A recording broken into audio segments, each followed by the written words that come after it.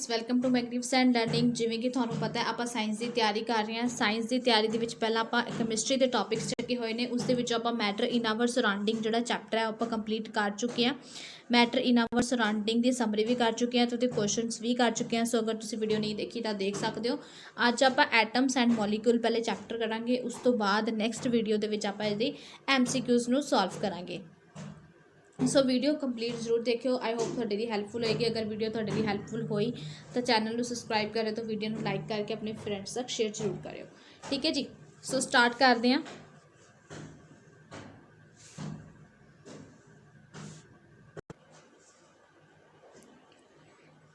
ਹੁਣ ਆਪਾਂ ਗੱਲ ਕਰਾਂਗੇ ਐਟਮ ਐਂਡ ਮੋਲੀਕਿਊਲਸ ਚੈਪਟਰ ਦੀ। ਇਸ ਦੇ ਬਾਰੇ ਆਪਾਂ ਕਿੰਨੇ ਸਾਰੇ ਟੌਪਿਕ ਜਿਹੜੇ ਡਿਸਕਸ ਕਰਾਂਗੇ। ਬੋਹਰ ਮਾਡਲ ਹੋ ਗਿਆ ਹੈ ਨਾ, ਜਾਂ ਫਿਰ ਰਦਰਫੋਰਡ ਦਾ ਮਾਡਲ ਹੋ ਗਿਆ, ਜਾਂ ਹੋਰ ਵੀ ਬਹੁਤ ਸਾਰੀ ਚੀਜ਼ਾਂ, ਮੋਲੀਕੂਲਰ ਮਾਸ, ਐਟੋਮਿਕ ਮਾਸ, ਇਹ ਸਾਰਾ ਕੁਝ ਇੰਗਲਿਸ਼ ਤੇ ਪੰਜਾਬੀ ਬਾਈਲਿੰਗੁਅਲ ਇਹ ਵੀਡੀਓ ਚੱਲੇਗੀ। ਠੀਕ ਹੈ ਜੀ। ਵੀਡੀਓ 'ਚ ਬਣੇ ਰਹੋ।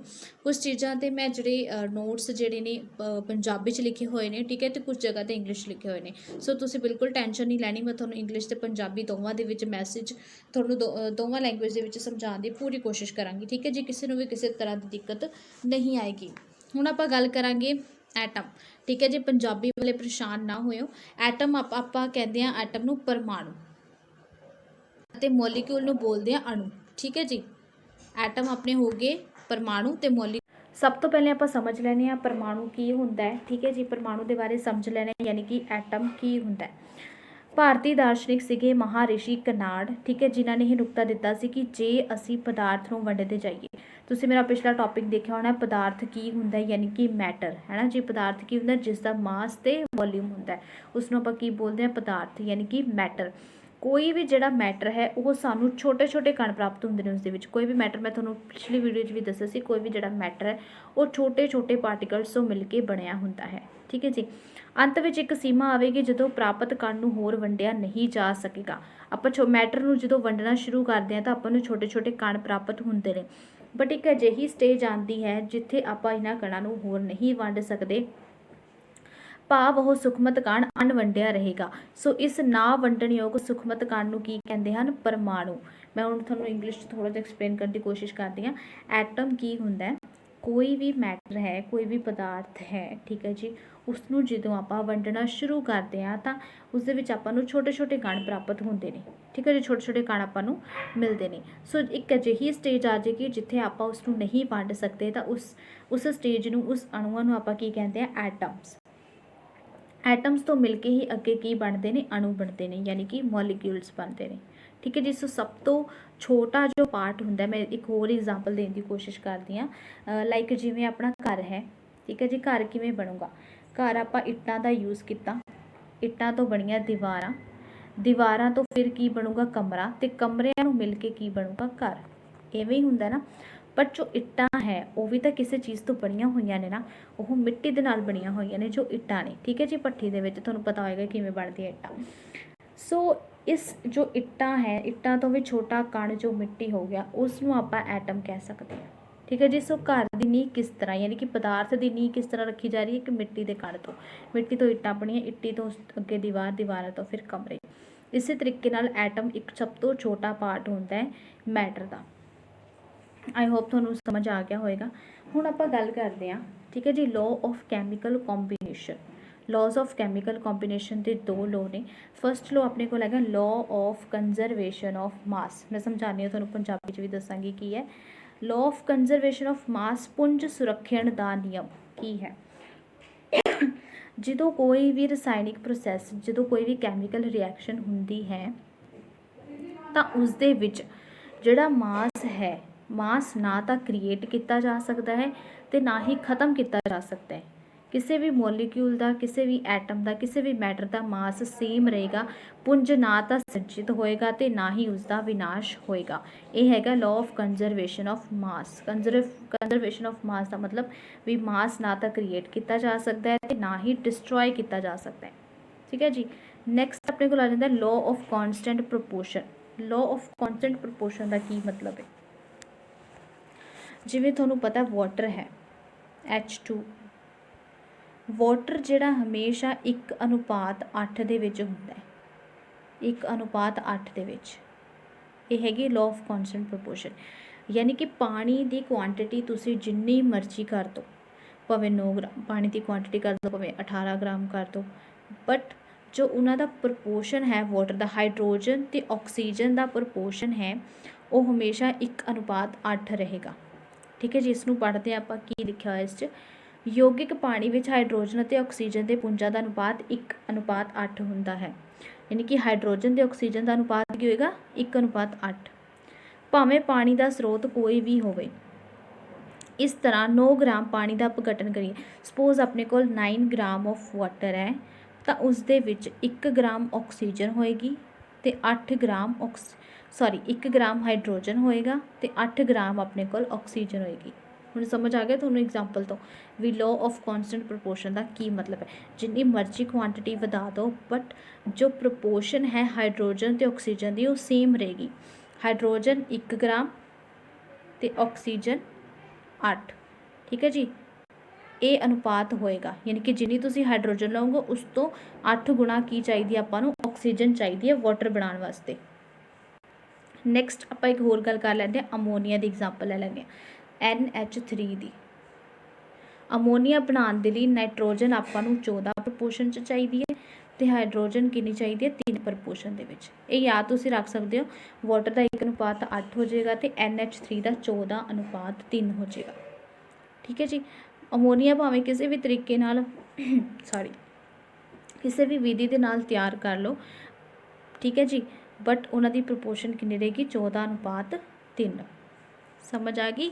ये हैगा अपना लॉ ऑफ कॉन्सटेंट प्रपोर्शन, यानी कि किसी भी कंपाउंड दे विच तत्त हमेशा एक निश्चित पुंज के अनुपात के होंदे हन। सब दे नाल एवें हुंदा, कल्ला वाटर तो NH3 दे नाल नहीं, होर भी जिवें CO2 है, ठीक है जी, वो भी एक निश्चित अनुपात दे विच बनी होएगी। समझ आ गई। इस तरीके नाल होर भी बहुत सारे एग्जाम्पल हैं, जिवें जिवें आपां अगे वधदे जावांगे तुहानूं एग्जाम्पल दसी जाएगी। ये मैं सारा कुछ तुहानूं NCERT के अकॉर्डिंग करवा रही हूँ। ठीक है जी, उस तो बाद आप गल करते हैं जॉन डाल्टन। जॉन डाल्टन पहले एटम की गल तो महारिषि करनाड ने की सी, बट उसके बारे होर जिहड़ियां गल्लां ने वो आपां नूं किसने दसियां, जॉन डाल्टन ने दसिया। जॉन डाल्टन ने एटम के बारे आपां नूं की गल्लां दसियां उन्होंने आपां डिस्कस कर लैंदे हां। फस्ट पॉइंट अपने कोल हैगा 1 सेकेंड,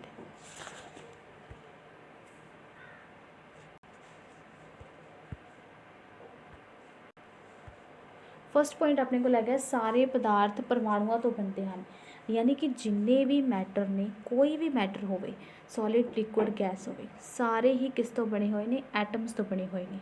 ठीक है जी, फस्ट पॉइंट पंजाबी थोड़े सामने लिखा हुआ, इंग्लिश मैं दसदा भी सारे मैटर एटम्स तो बने हुए हैं। नैक्सट पॉइंट कहता है भी परमाणु ना वंडन योग सुखमत कण होंदे हैं। इंग्लिश में दस देनी भी जो एटम्स होंदे ने उन्होंने होर वंडिया नहीं जा सकता, क्योंकि सब तो छोटी इकाई, एक मैटर की सब तो छोटी इकाई परमाणु ही है। सो इसनों एटम्स नूं होर अगे नहीं वंडिया जा सकता।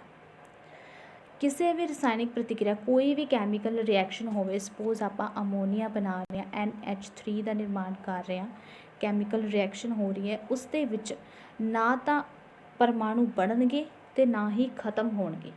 ठीक है जी, जिन्ने हैगे ने, जिन्ने नाइट्रोजन च होंदे ने, जिन्ने हाइड्रोजन च क्वांटिटी सेम ही रहेगी। यह है अपना सैकेंड पॉइंट। थर्ड पॉइंट है दिते गए तत्त के सारे परमाणुओं का पुंज और रसायनिक गुण समान होंदे हैं। सपोज अपने कोल नाइट्रोजन है, इस दे अंदर जिहड़े एटम ने, एटम का जो मास है तो उसके जो गुण ने वो की रहणगे, सेम रहणगे। समझ आ गई जी। नाइट्रोजन के अलग गुण होंदे ने, ऑक्सीजन के अलग गुण होंदे ने, कार्बन के कुछ होर गुण होणगे।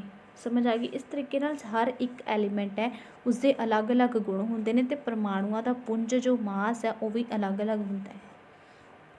नैक्सट थर्ड अपने को फोर्थ पॉइंट है ਵੱਖ-ਵੱਖ तत्तां के परमाणुओं के पुंज और रसायनिक गुण ਵੱਖ-ਵੱਖ होंदे हैं। ठीक है जी, नाइट्रोजन दे अलग एटम्स ने, ऑक्सीजन के अलग एटम्स ने। सो ये दोनों ही एक दूजे तो डिफरेंट ने, नॉट सेम। दोनों के एटम्स बिल्कुल अलग होणगे। ठीक है जी। फिफ्थ अपने को पॉइंट है ਵੱਖ-ਵੱਖ तत्तां के परमाणु आपस दे विच एक छोटी पूर्ण संख्या के अनुपात दे विच संयोज करके यौगिक बनाउंदे हैं। उही गल आ गई भी जिहड़े अलग अलग ਵਾਟਰ ਦੇ ਪਰਮਾਣੂ ਤੇ ਆਕਸੀਜਨ ਦੇ ਪਰਮਾਣੂ, ਠੀਕ ਹੈ ਜੀ, ਆਪਸ ਦੇ ਵਿੱਚ ਕੀ ਕਰਕੇ ਰਿਐਕਸ਼ਨ ਕਰਕੇ ਇੱਕ ਕੰਪਾਊਂਡ ਦਾ ਨਿਰਮਾਣ ਕਰਦੇ ਨੇ, ਦੈਟ ਇਜ਼ ਵਾਟਰ। ਠੀਕ ਹੈ ਜੀ। ਨੈਕਸਟ ਆਪਾਂ ਗੱਲ ਕਰਦੇ ਹਾਂ ਵੀ ਪਰਮਾਣੂ, ਸਾਰੇ ਪਦਾਰਥ ਦੀ ਰਚਨਾਤਮਕ ਇਕਾਈ ਪਰਮਾਣੂ ਹੈ। ਕੋਈ ਵੀ ਪਦਾਰਥ ਹੈ, ਕੋਈ ਵੀ ਮੈਟਰ ਹੈ, ਉਸ ਦੀ ਰਚਨਾਤਮਕ ਇਕਾਈ ਕਿੱਥੋਂ ਸ਼ੁਰੂ ਹੁੰਦੀ ਹੈ? ਪਰਮਾਣੂ। ਇਹ ਤੁਸੀਂ ਗੱਲ ਯਾਦ ਰੱਖਣੀ, ਇੰਪੋਰਟੈਂਟ।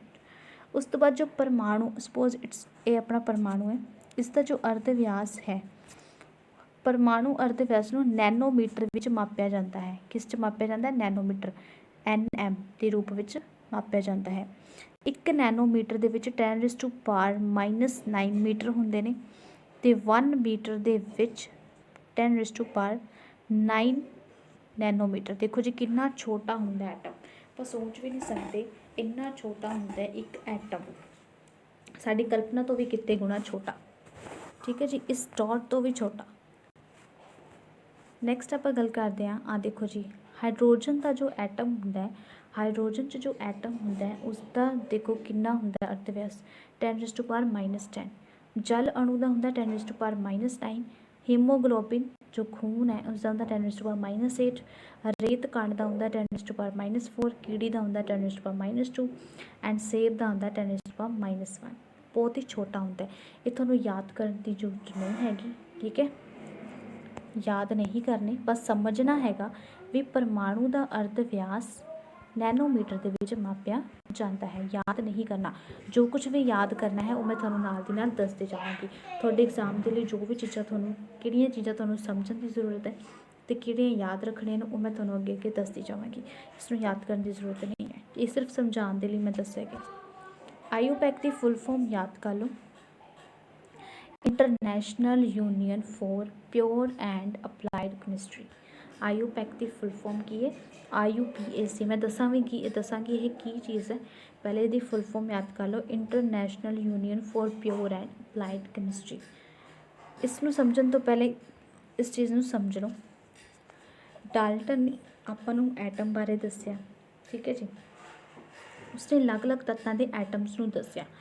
ਉਸਨੇ ਇੱਕ ਚੀਜ਼ ਹੋਰ ਵੀ ਦੱਸੀ ਹੈ, ਹੁਣ ਜਿਵੇਂ ਹਾਈਡਰੋਜਨ ਹੈ, ਹਾਈਡਰੋਜਨ ਨੂੰ ਡਾਲਟਨ ਨੇ ਆਹ ਵਾਲਾ ਚਿੰਨ੍ਹ ਦਿੱਤਾ, ਕਾਰਬਨ ਨੂੰ ਆਹ ਵਾਲਾ ਚਿੰਨ੍ਹ ਦਿੱਤਾ, ਆਕਸੀਜਨ ਨੂੰ ਆਹ ਵਾਲਾ, ਫਾਸਫੋਰਸ ਨੂੰ, ਫਿਰ ਕਾਪਰ ਨੂੰ, ਗੋਲਡ ਨੂੰ, ਉਸਨੇ ਅਲੱਗ-ਅਲੱਗ ਐਲੀਮੈਂਟਸ ਨੂੰ ਅਲੱਗ-ਅਲੱਗ ਚਿੰਨ੍ਹ ਦੇ ਦਿੱਤੇ। ਠੀਕ ਹੈ ਜੀ।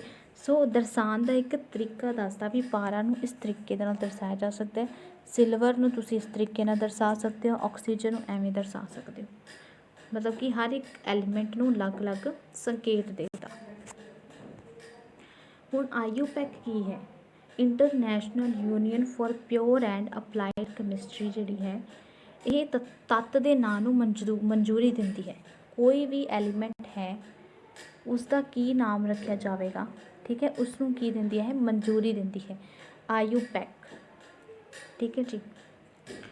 ਸੋ ਕੋਈ ਵੀ ਐਲੀਮੈਂਟ ਹੈ ਉਸਦਾ ਜਿਹੜਾ ਫਸਟ ਲੈਟਰ ਹੈ ਉਹ ਹਮੇਸ਼ਾ ਕੈਪੀਟਲ ਰੱਖਿਆ ਜਾਂਦਾ ਹੈ। ਸਪੋਜ਼ ਜਿਵੇਂ ਕੋਬਾਲਟ ਹੈ, ਕੋਬਾਲਟ ਆਪਣੇ ਕੋਲ ਜੋ ਐਲੀਮੈਂਟ ਹੈ ਉਸ ਦਾ ਕਿਵੇਂ ਲਿਖਣ ਦਾ ਤਰੀਕਾ ਹੁੰਦਾ? C ਕੈਪੀਟਲ, O ਸਮੋਲ, ਪਹਿਲਾ ਅੱਖਰ ਵੱਡਾ ਅਤੇ ਦੂਜਾ ਅੱਖਰ ਛੋਟਾ ਲਿਖਿਆ ਜਾਏਗਾ, ਹਮੇਸ਼ਾ ਐਵੇਂ ਹੀ ਹੁੰਦਾ ਹੈ। ਐਲੂਮੀਨੀਅਮ ਦਾ ਵੀ ਪਹਿਲਾ ਅਕਸ਼ਰ A ਵੱਡਾ ਕੈਪੀਟਲ, ਉਸ ਤੋਂ ਬਾਅਦ L ਐਲੂਮੀਨੀਅਮ, L ਸਮੋਲ, ਇਹ ਹੈਗਾ।